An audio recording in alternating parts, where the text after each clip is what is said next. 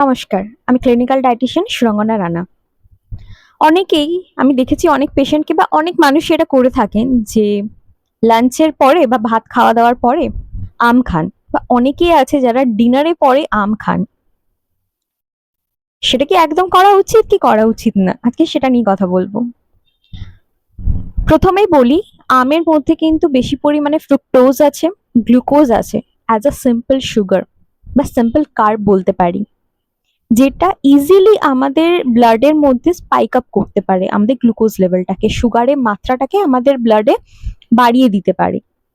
এবার সেক্ষেত্রে আমরা তো একটা কার্ব খাচ্ছি, মানে কার্বোহাইড্রেট সোর্স।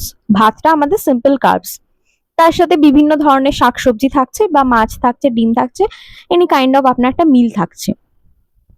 ওই হেভি মিল ইনটেক করার পরে গিয়ে আপনি যখন টোটাল একটা গুড সোর্স অফ কার্বস খাচ্ছেন, আবার একটি পরিমাণে good source of carbohydrate and fructose source of good, obviously সেই জিনিসটা আপনি আপনার খাদ্যে ইনক্লুড করছেন, সেক্ষেত্রে কিন্তু আপনার শরীরে উল্টে কার্বোহাইড্রেট স্টোরেজ হচ্ছে।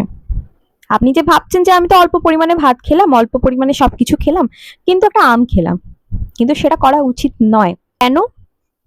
কারণ এখানেই বোঝা যাচ্ছে যে আমরা সিম্পল কার্বস ইনক্লুড করছি, তার সাথে আবার আরেকটি কার্বস যেটা আমাদের সিম্পল সুগার, আম, সেটিও ইনক্লুড করে ফেলছি।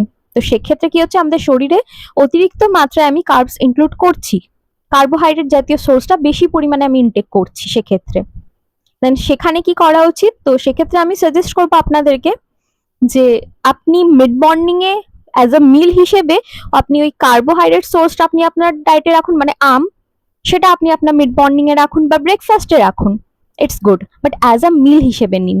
কখনো ওটা মিলের সাথে নেবেন না, কারণ ওটা নিজস্ব একটা গুণাগুণ আছে, ও নিজে একটা high kind of carbohydrate fructose source, যেটা আপনার শরীরে কিন্তু গ্লুকোজ লেভেলটা বাড়িয়ে দিচ্ছে।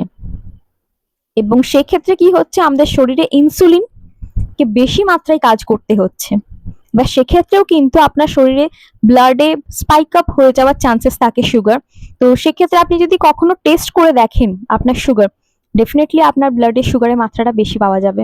তো সেক্ষেত্রে আপনি জিনিসটা মাথায় রেখে ডায়েটটা মেনটেন করুন। ভালো থাকুন, সুস্থ থাকুন।